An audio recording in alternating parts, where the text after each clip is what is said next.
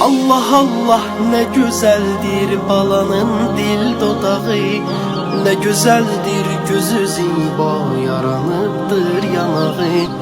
Cennetin görmeli tavusidir Nercis balası, var İmam-ı Həsənin huri melekten qonağı. Qalbi Zehra'ya səmər, kənzi xilqətdə göhər, Nercis'in oğludur bu bir tükü dünyaya değer. Şehi erz-ı semadı, hamı halka ağadı, bu Zehra'nın azizi bizim derde devadı. Ya Mehdi, ya Mehdi, ya Mehdi can. Hər səhər, hər axşam səni çağıran aşiqlərin Allah'tan huzurunu deyil, zuhurunu tələb edirlər.